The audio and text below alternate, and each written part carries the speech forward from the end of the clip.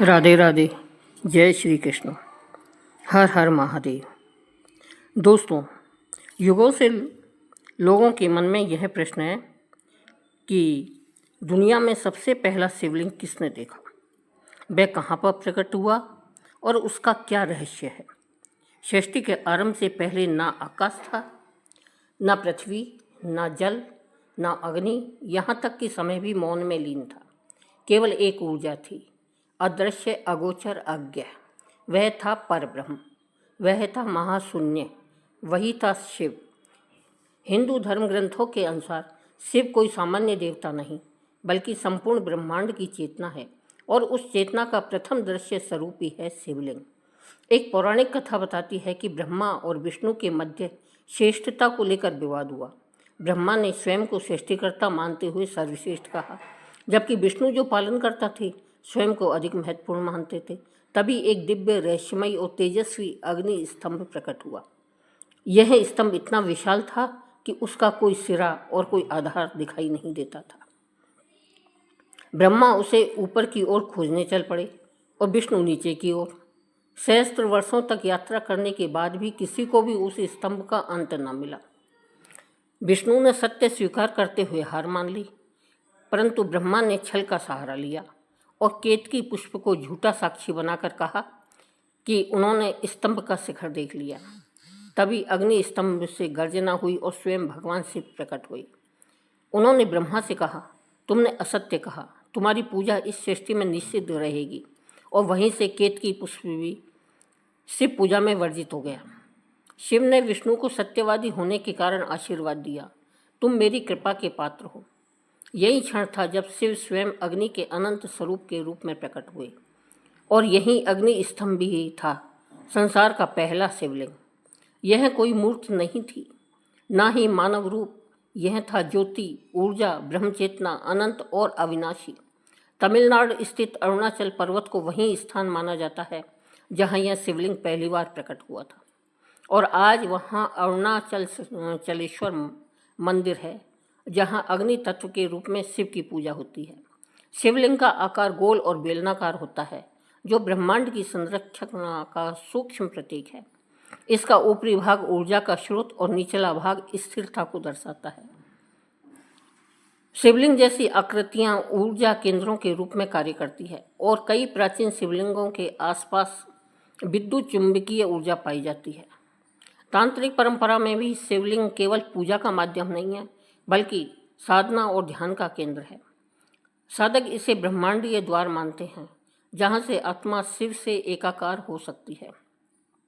प्राचीन ग्रंथों में वर्णन है कि कई सिद्धों ने शिवलिंग पर ध्यान करके कुंडली जागरण, सिद्धि प्राप्ति और मोक्ष पाया है। कुछ संत मानते हैं कि दुनिया का मूल शिवलिंग कैलाश पर्वत में स्थित है, जो सामान्य जनों से अदृश्य है और केवल उच्च साधना से ही प्रकट होता है। कहा जाता है कि कैलाश के भीतर एक गुफा में स्फटिक लिंग स्थित है, जो किसी भी प्रकाश स्रोत से अधिक तेजस्वी है।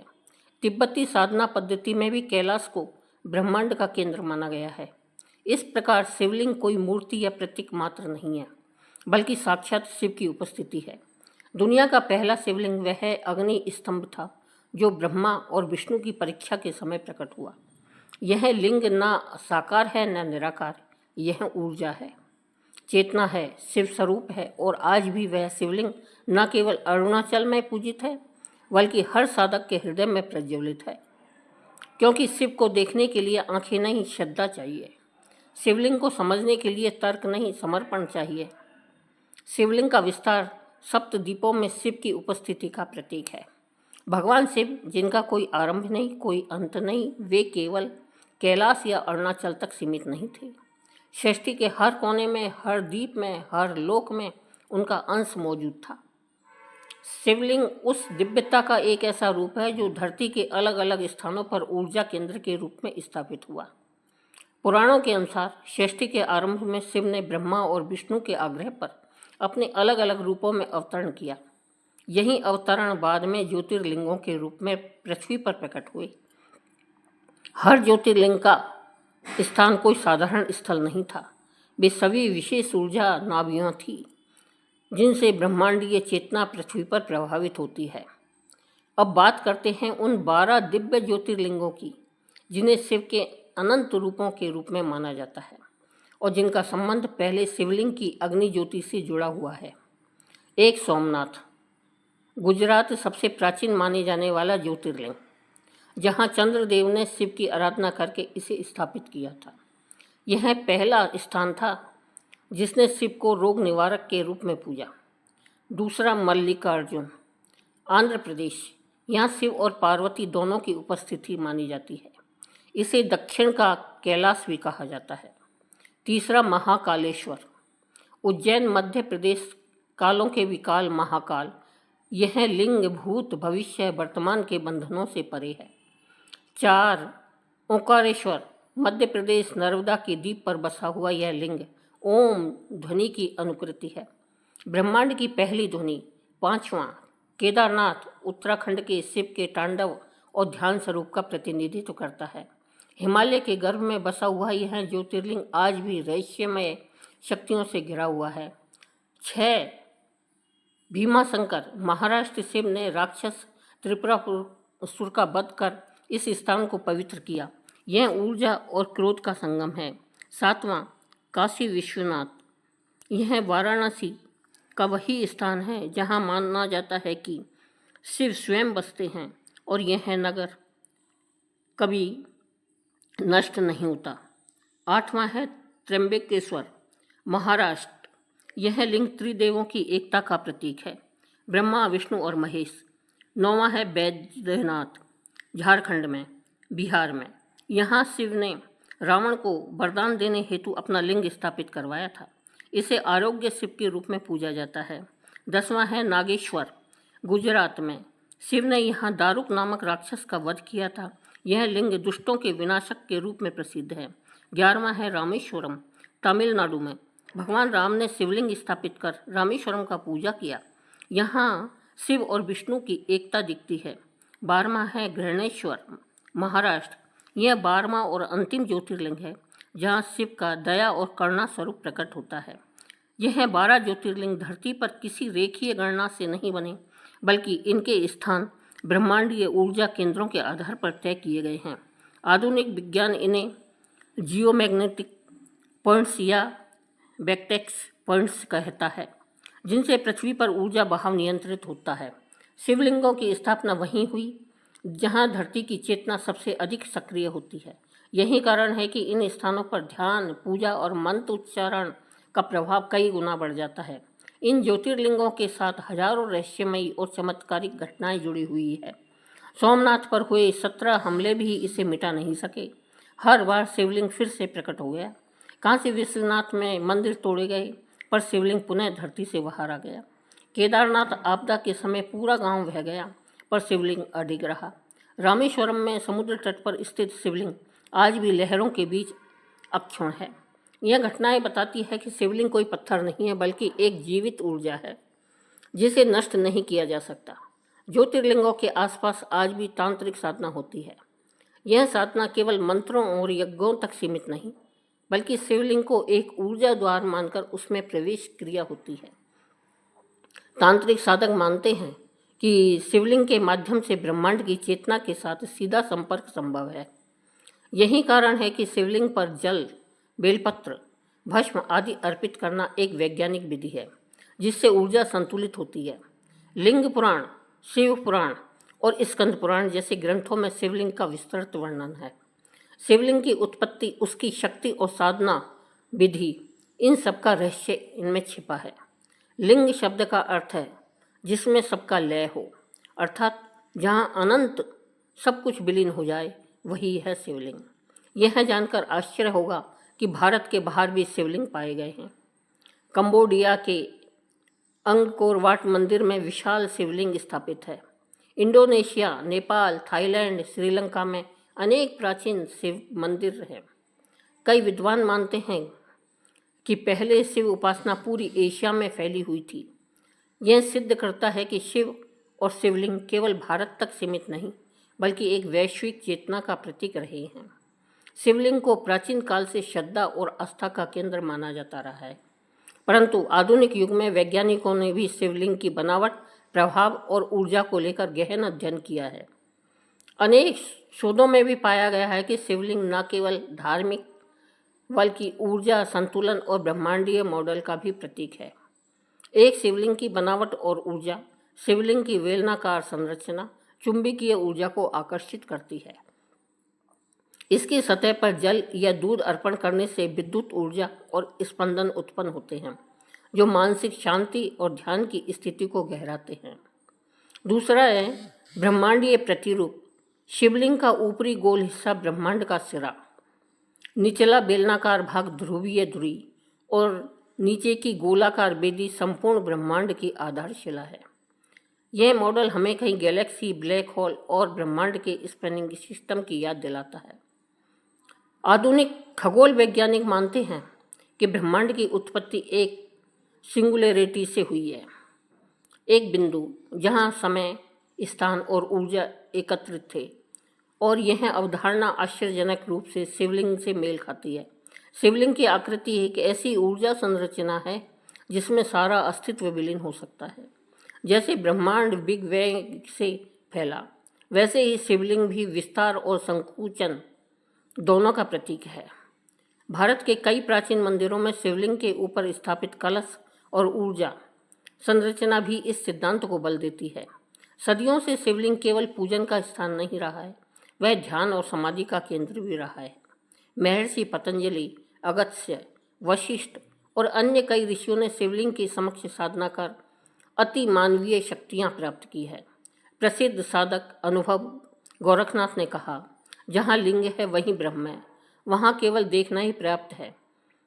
तिरुमूलर तमिल सिद्ध योगी ने शिवलिंग पर ध्यान करते हुए कहा, उसकी ऊष्मा मेरे भीतर प्रज्वलित हो गई।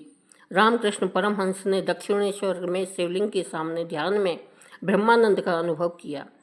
तांत्रिक परंपरा में शिवलिंग को नाभि बिंदु माना गया है, जहाँ साधक अपनी चेतना को केंद्रित करता है और धीरे धीरे कुंडली शक्ति को जागृत करता है।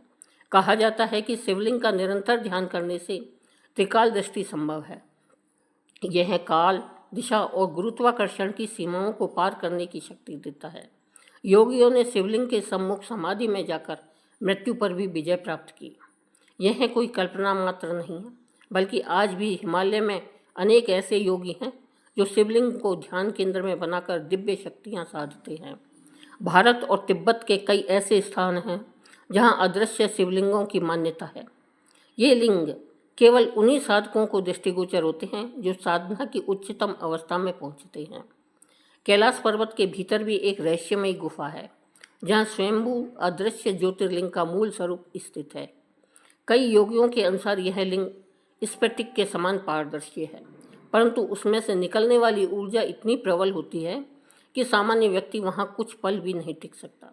इसी प्रकार मानसरोवर के किनारे तिब्बती साधु मानते हैं कि झील के भीतर जल की गहराइयों में एक दिव्य ज्योतिर्लिंग स्थित है, जो केवल पूर्णिमा की रात को ही तपस्वियों को दिखता है।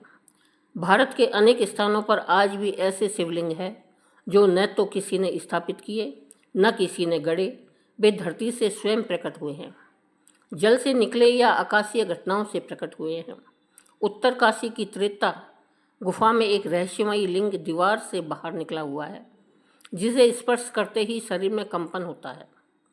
मुंबई की जोगेश्वरी गुफा में एक स्वयंभू लिंग अंधेरे में प्रकट होता है, जो केवल दीपक की ज्योति से चमकता है।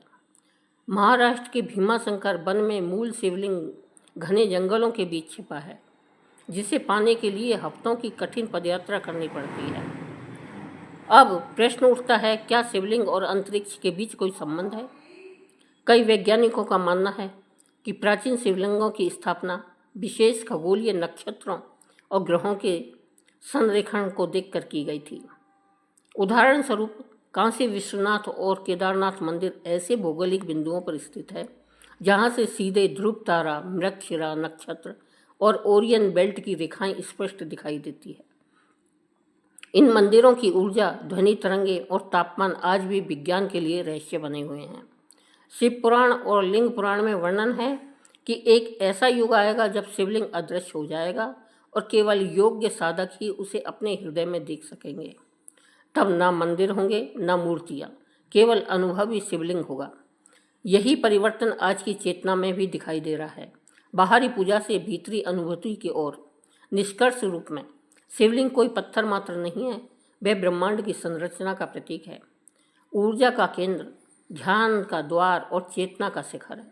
वैज्ञानिकों ने भी स्वीकार किया है कि इसकी संरचना ऊर्जा को संचित और उत्सर्जित करने में सक्षम है। साधकों ने इसे परम ब्रह्म तक पहुंचने का माध्यम माना है और आध्यात्मिक दृष्टि से यह उस अग्नि स्तंभ का प्रतीक है जो काल, दिशा और तत्वों से परे है। जब हम कहते हैं दुनिया का पहला शिवलिंग, तो वह कोई भौतिक वस्तु नहीं है, बल्कि चेतना के प्रथम प्रकट रूप की बात होती है। पौराणिक मान्यताओं के अनुसार सृष्टि के आरंभ में जब ब्रह्मा और विष्णु में श्रेष्ठता का विवाद हुआ, तब शिव स्वयं एक अग्नि स्तंभ के रूप में प्रकट हुए थे, जिसका कोई और छोर नहीं था। वहीं स्तंभ सृष्टि का पहला शिवलिंग था, अनिवर्चनीय, अविनाशी और चेतना का उद्गम स्रोत। कालांतर में वही लिंग अरुणाचल, कैलाश और 12 ज्योतिर्लिंगों के रूप में प्रकट हुआ। आज भी ध्यान में लीन साधक उसी अग्नि लिंग को ललाट के सहस्त्रार्थ चक्र पर उदित होते हुए अनुभव करते हैं। वह लिंग कोई दृश्य वस्तु नहीं, बल्कि चेतना की धारा है, प्रकाश का झरना है जो भीतर से प्रकट होता है। इसी प्रकार अमरनाथ गुफा में हर वर्ष प्राकृतिक रूप से बनने वाला बर्फ का शिवलिंग भी वैज्ञानिकों के लिए रहस्य है, जो अमावस्या से पूर्णिमा तक घटता बढ़ता रहता है। उत्तराखंड का कपालेश्वर लिंग हिम के नीचे से स्वयं प्रकट हुआ और आज भी वहाँ केवल ऊर्जा की अनुभूति होती है, मूर्ति नहीं। भारत के कई गांवों में जब खेत जोते जाते हैं तो अचानक शिवलिंग प्रकट हो जाते हैं और जैसे ही उन्हें हटाने की चेष्टा की जाती है, आपदाएं घटित होती है। इससे लोग मानते हैं कि यह शिवलिंग शिव की इच्छा से ही प्रकट हुए हैं। आज के वैज्ञानिक युग में भी शिवलिंग की प्रारंभ नष्ट नहीं हुई है, बल्कि अब उसे और गहराई से समझा जा रहा है। वह केवल पूजा का केंद्र नहीं, बल्कि मानसिक शांति और ऊर्जा संतुलन और ब्रह्मांडीय चेतना का प्रवेश द्वार बन गया है। वास्तुशास्त्र में शिवलिंग को अब ऊर्जा बैलेंसर के रूप में प्रयोग किया जा रहा है। कुछ वैज्ञानिकों ने इसे बिग बैंग की सिंगुलरिटी के समान बताया है, जिस बिंदु से पूरा ब्रह्मांड उत्पन्न होता है। इसका अर्थ यह है कि शिवलिंग केवल धार्मिक प्रतीक नहीं, बल्कि ब्रह्मांड के रहस्य का सार है। वह परमात्मा की उपस्थिति है, साकार भी है और निराकार भी है, द्वार भी है और मंजिल भी। शिवलिंग हमें यह स्मरण कराता है कि हम केवल शरीर नहीं, बल्कि चेतना है और चेतना ही शिव है। दुनिया का पहला शिवलिंग कोई ऐतिहासिक वस्तु नहीं, वह ब्रह्मांड की पहली लय, पहला नाद, पहली ज्योति है। वह आज भी प्रकट होता है जब मन शांत हो, आत्मा मौन हो और हृदय श्रद्धा से पूर्ण हो। स्वयं भगवान शिव ने कहा था, हे नारद, मैं न तो वैकुंठ में हूँ, न योगियों के हृदय में। मैं तो वहीं हूँ जहाँ मेरे भक्त प्रेम पूर्वक मेरा गुणगान करते हैं। यही वह स्थल है जहाँ शिवलिंग प्रकट होता है, हृदय में, चेतना में और प्रेम में। हर हर महादेव। अगर आपको यह दिव्य कथा जरा भी ज्ञानवर्धक और भावपूर्वक लगी हो तो कृपया इसे लाइक करें, अपने दोस्तों को शेयर करें और हमारे चैनल को सब्सक्राइब करें तथा कमेंट में ओम नमः शिवाय लिखें। धन्यवाद।